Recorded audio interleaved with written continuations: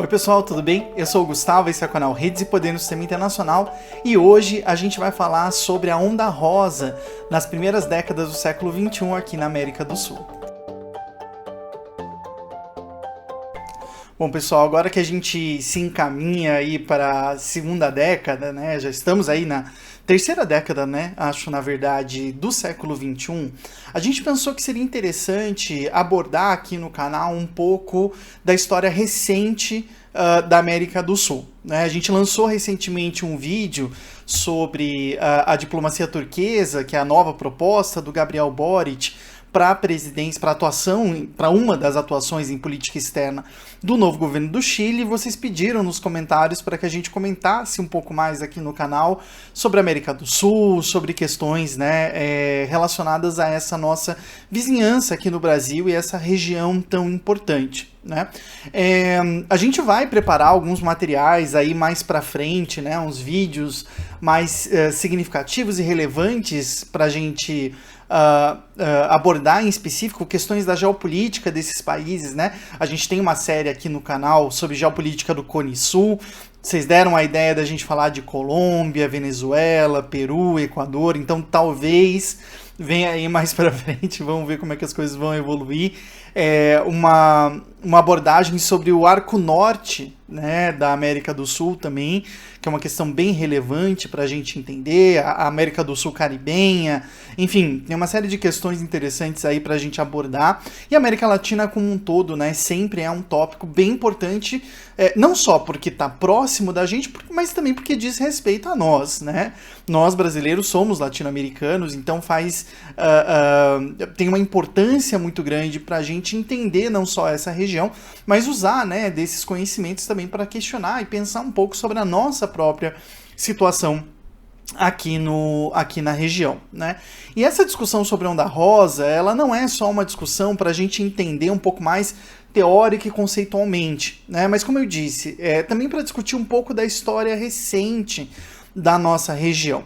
Essa semana, o presidente da Argentina, o Alberto Fernandes, está na Rússia, né, e vai fazer uma visita à China também, acho que, se não me engano, se não for agora nesse final de semana, na semana que vem, em meio a negociações da Argentina com o FMI, uma negociação que foi muito diferente das outras, porque já a partir ali da crise da eurozona na década de 2010, o FMI parou de encaminhar receituários de reformas estruturais e tudo mais para os seus investimentos, e ontem, né, eu estou gravando isso na sexta-feira, dia 4 de fevereiro, dia da abertura das Olimpíadas de Pequim, de inverno, mas ontem, no dia 3, o Alberto Fernandes, lá na Rússia, disse que a Argentina deveria abrir, né, ser a porta de entrada da Rússia para a América Latina, para a América do Sul e para a América Latina como um todo. Né? Também verificando aí outras possibilidades de financiamento nessas alterações estruturais que estão acontecendo ao redor do mundo, e que estão alterando um pouco o papel que a América Latina cumpre, né, e as oportunidades e alternativas que aparecem aí para os países da região diante, né, do mundo inteiro. Isso, claro, logo depois, né, algumas semanas depois da declaração do presidente dos Estados Unidos, o Joe Biden, afirmando que a América Latina não é mais o backyard, é o front yard, né, já não é mais o quintal, mas é o jardim da frente dos Estados Unidos, né, em uma discussão muito intensa, né, sobre a influência, a participação e a intromissão dos Estados Unidos em políticas internas em países aqui na região, vice-versa, né, vários escândalos que a gente já abordou aqui no canal, a respeito, por exemplo, do envolvimento do ex-presidente da Argentina, o Macri, e potencialmente do presidente atual do Brasil, Jair Messias Bolsonaro, no golpe na Bolívia em 2019, enfim, uma série de questões que mostram o quão tumultuada, né, e tensionada está a nossa região, num momento em que o cenário internacional vem se alterando de forma muito rápida, já desde o começo da pandemia de Covid-19, mas também aí agora fins de 2021, até 2022 agora, né, com essa questão da tensão na Ucrânia, potenciais sanções econômicas à Rússia, que está tentando, né, que já está negociando faz algum tempo com a China que os seus negócios sejam feitos em rublo e yuan e não mais mediados pelo dólar, que foi uma das tentativas também dessa onda rosa aqui na América do Sul. Então vamos lá, feitos esses prolegômenos, né, essa introdução, vamos falar sobre a onda rosa aqui na América do Sul. Em específico, eu vou adotar esse recorte da América do Sul, ainda que geralmente esse seja um tema que seja trabalhado no enquadramento da América Latina, né? E por que eu vou trabalhar especificamente na questão da América do Sul?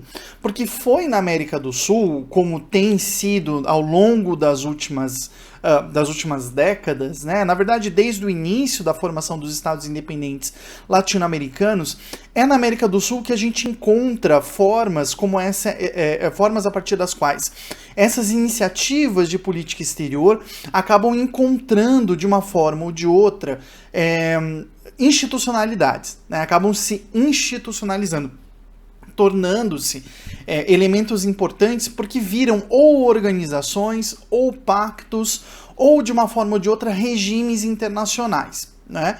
No caso da Onda Rosa, a gente tem a Unasul, mas eu já vou falar um pouquinho mais lá para frente para identificar um pouco esse movimento. Queria começar com a origem do termo, né? Essa ideia de onda rosa, na verdade, ela não é necessariamente originária aqui da nossa região, né? Na verdade, quem usou pela primeira vez o termo foi um jornalista britânico localizado no Paraguai, né? Quando ele determinou, né? Desculpa, o americano Larry Rotter, do New York Times, em 2005, então já um pouco depois do começo ali do século, né, quando normalmente a gente tende a colocar o início dessa onda rosa, né, o Larry Rotter, escrevendo lá pro New York Times, falou que a eleição do Tabaré Vázquez no Uruguai em 2005 representava justamente uma eleição no âmbito dessa maré rosada, né? Esse termo, onda rosa, maré rosa, né, giro à esquerda, enfim, ele já tinha sido utilizado para descrever movimentos na Europa Ocidental durante os anos 90.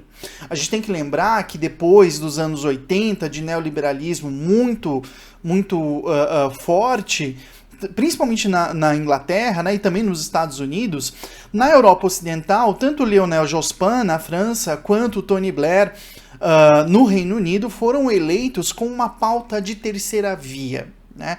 Esse termo da terceira via também recentemente está recebendo um monte de colaborações para o debate, né?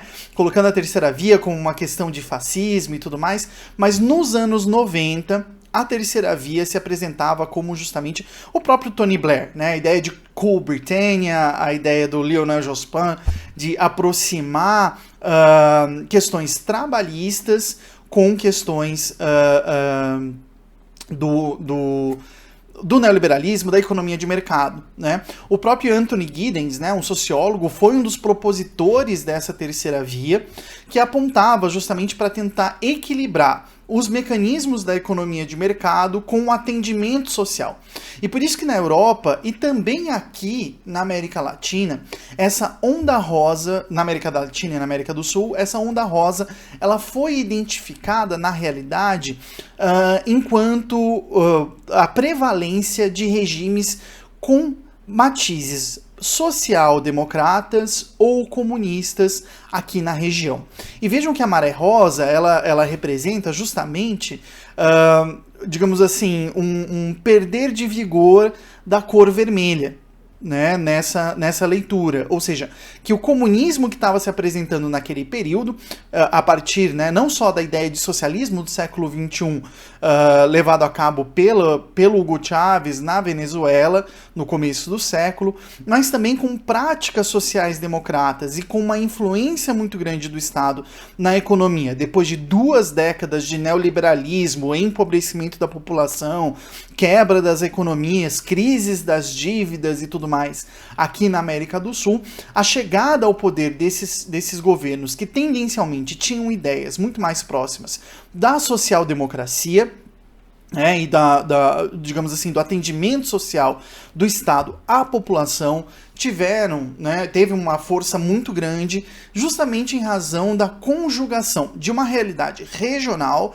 em que esses países se encontravam depois justamente das reformas neoliberais estruturais exigidas pelo FMI para atender as crises econômicas dos países da América do Sul durante os anos 90, e dar recursos financeiros para eles, e também em razão do papel que esses governos davam à sua população como ativo econômico muito importante. Por isso que essa ideia de onda rosa, ela marca e ela determina justamente esses governos, Então, o conceito de onda rosa é justamente a eleição por vias democráticas desses governos que tinham uma matiz muito mais social-democrata, aqui na nossa região, depois de décadas de neoliberalismo ou de ditaduras capitalistas, nacionalistas, autoritárias, de direita aqui na América do Sul e na América Latina como um todo. A eleição do Tabaré Vázquez em 2005 vinha na onda da tomada de poder do Hugo Chávez na Venezuela em 99, da eleição do Luiz Inácio Lula da Silva aqui no Brasil em 2002, e também do Néstor Kirchner na Argentina em 2003, assim como a eleição da Michelle Bachelet no Chile, e que são tendencialmente governos social-democratas ou que colocavam na população, tinham um matiz de envolvimento do Estado em áreas estratégicas da economia para esse desenvolvimento. Uma característica que marca esses governos da onda rosa é justamente a apropriação que eles vão fazer para atender a população dos seus países de recursos naturais e estratégicos. Por isso que autores como a Maristela Svampa, por exemplo, vão apontar que esses governos, independentemente de serem mais à esquerda, menos à esquerda, mais estatistas ou menos estatistas, como é o caso do Chile, sob o governo da Michelle Bachelet, por exemplo, vão ter uma característica específica, que é o modo de produção e a forma de obter recursos para esse investimento social que eles vão fazer posteriormente. A Maristela Svampa vai colocar que o método utilizado por esses estados, por esses países durante a onda rosa, foi o neodesenvolvimentismo extrativista. O que é esse neodesenvolvimentismo extrativista? Para Maristela Svampa, esses países eles se baseavam no financiamento de grandes indústrias pautadas pelo desenvolvimento industrial do país, mas voltadas principalmente, ou acho que sobretudo lastreadas pela exploração de recursos naturais, de minério, de água, enfim, nesses países da região. Não à toa, essa onda rosa ela vai perder força, principalmente depois de 2012, quando as commodities começam a ter uma queda nos seus preços. E a economia desses países, que estava pautada na prosperidade por meio da inserção dessas populações nas redes de consumo, para movimentar a economia por meio do consumo, e essa movimentação da economia por meio do consumo vinha a partir justamente dos recursos obtidos pela exploração de petróleo, minério de ferro, soja, carne de gado, carvão, cobalto, enfim, outros recursos minerais, que eram extraídos diretamente da natureza. E vejam, aqui é importante a gente colocar que a agropecuária, assim como a exploração de minério, assim como a construção de grandes hidrelétricas, como é o caso de Belo Monte aqui no Brasil durante o governo da Dilma Rousseff, são formas também, formas atualizadas, formas modernas de exploração de recursos naturais. A gente não pode deixar de esquecer isso. Uma grande hidrelétrica, como Três Gargantas na China, Belo Monte aqui, Itaipu, enfim, são formas de explorar recursos da natureza. Assim como a agropecuária que a gente sabe utiliza uma quantidade enorme de água, por exemplo, para a criação de boi, ela também tem essa característica de exploração dos recursos naturais, porque ela está explorando terra, ela está explorando água, ela está explorando terras férteis, enfim, ela tem esse papel principal. né? E aí, quando as commodities no mercado internacional, a partir de 2012, começam a ter uma queda no seu valor, os recursos obtidos por esses países começam a diminuir. E já que a economia inteira estava estruturada no entorno dos recursos que davam justamente a exploração desses recursos naturais, esse modelo econômico começa a falhar, e a gente tem ali, a partir já de 2012, né, com o golpe no Paraguai, que tirou o Fernando Lugo, mas também a crise em Honduras em 2009, quando o Manuel Zelaya foi retirado do poder por um outro golpe parlamentar e se refugiou na embaixada brasileira. Enfim, a gente tem já esses países retomando de uma forma ou de outra, né, encontrando os limites dessa capacidade de produção pautada e de movimentação econômica pautada na exploração desses recursos naturais, né, que era aquilo que financiava todo o funcionamento da máquina estatal. Esse processo, ele é um processo muito importante, porque esse neodesenvolvimentismo extrativista, ele representa, claro, a forma econômica pela qual esses países puderam organizar suas economias de forma a atender as suas populações e não às demandas do FMI, como aconteceu nos anos 90. Acho que é um aspecto muito importante isso. Porém, não só o encontro dos limites desse modelo de exportação em razão do mercado internacional e da desvalorização do preço das commodities foi importante para essa mudança a partir, principalmente ali de 2012, mas com mais ênfase a partir de 2015, né? Os últimos 5 anos, e é muito doido a gente falar que 5 anos atrás a gente estava em 2017, né? 2017, agora já, na verdade, em 2018, né? Não, 2017, perdão. 5 anos atrás nós estávamos em 2017. E 2017 ele é um ano muito diferente. Por quê? Do começo do século XX. Porque 2017 a gente já tem o Trump na presidência, né, dos Estados Unidos, o Donald Trump. E ele, acho que mais do que a sua política externa ou as questões importantes, ele é um símbolo. Porque não é só o Donald Trump, né? O Donald Trump, o Brexit lá no Reino Unido, a invasão da Ucrânia, da Crimeia, perdão, por parte da Rússia, a aproximação, né, digamos assim, o fortalecimento da integração tanto do Xinjiang como de Hong Kong lá na China, as novas emendas constitucionais na Índia, né? Ou seja, o que eu estou querendo apontar aqui, né? A partir de 2015, o mundo que a gente encontra já é um mundo em que as relações territoriais elas vão ser mais fechadas. As grandes potências vão tentar retomar a ideia de zona de influência a partir ali de 2015, 2016. E esse aspecto ele é um aspecto muito importante para a gente, porque um dos aspectos que permitiu, por exemplo, a fundação da Unasul, a União das Nações Sul-Americanas, que é aquela institucionalidade que eu disse no começo do vídeo, aqui na América do Sul, foi justamente o fato de que os Estados Unidos, enquanto potência regional, estava mais envolvido nas questões relacionadas à guerra ao terror, no norte da África, na Ásia Central, no Oriente Médio, do que prestando atenção enquanto questão de segurança aqui à América do Sul. Aquela situação ambígua que talvez a gente tenha que pensar um pouco melhor sobre da segunda metade, né, ali da década de 2000, 2010, enfim, dessa unimultipolaridade, né, ou seja, que os Estados Unidos, como grande potência, permitia, né, também ao mesmo tempo, dependia da existência de outros polos de poder, sobretudo na parte econômica, permitindo a criação da União Europeia, permitindo o avanço do Japão, da Alemanha, também de uma forma ou de outra a retomada da economia, a entrada da Rússia e da China em 2000 e 2004 na OMC, a Organização Mundial do Comércio. Enfim, essas construções são construções importantes para a gente entender o ambiente que, de uma forma ou de outra, permitia que esses países constituíssem institucionalidades aqui na região.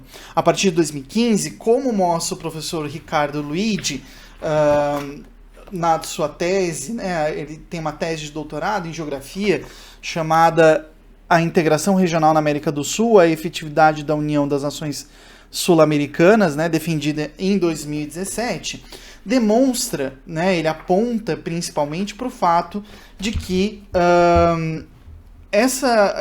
esse cenário internacional e a produção dos documentos que transformaram diferentes iniciativas, como a Iniciativa para a Infraestrutura da América do Sul, a IRSA, né, em um conselho específico da Unasul. Eu lembro muito bem, eu estava na graduação em 2008, quando eu entrei em 2007, né? Então em 2008, quando foi fundada a Unasul, a gente tinha aquela impressão de que a gente teria uma União Europeia aqui na nossa região, né? Tanto em questão estratégica, em questão de segurança, mas também em questão econômica, de integração regional, etc., que não foi para frente. A professora Claudete de Castro Silva Witt tem um texto chamado Geopolítica e Relações Internacionais, em que ela aponta justamente para essa característica da América do Sul. É uma das regiões que mais tem instituições. E essas instituições, elas assumem, como apontam tanto o professor Ricardo Luigi como a professora Claudete Witt, algumas características interessantes, porque a nossa diplomacia ela é extremamente presidencial. Ao ser muito presidencial, o que acaba acontecendo? Elas são mais declarações de interesse do que, de uma forma ou de outra, construções institucionais. É o caso da ProSul. Quando o Bolsonaro assume o poder em 2018, ele acaba com a Unasul e cria uma nova iniciativa que não foi para frente, né? Que não tem aí nenhum resultado a ProSul. Né? Então, a gente tem que observar também esse cenário internacional, as alternativas e as possibilidades de conexão e desconexão nessa região que, como mostra o professor Vitor Pieri, também na sua tese de doutorado, chamada Dilemas da Integração Sul-Americana entre a Geoestratégia da Contenção e a Geoeconomia da Concorrência, enfrentam justamente essa característica. Né? O Alberto Fernandes estar na Rússia, estar na China e falar que a Argentina pode ser a porta de entrada da Rússia para a América Latina, traz muito essa questão da cooperação e da concorrência, numa região que recentemente se encontra não só as turras entre sociedade civil e Estado, mas também que tem que enfrentar de cara todas as suas questões, incluindo a mortandade oficial e não oficial que acontece aqui na nossa região. Tá bom, gente? Acho que era só para colaborar um pouco mais com esse debate sobre a Onda Rosa e a gente se vê na semana que vem. Até mais!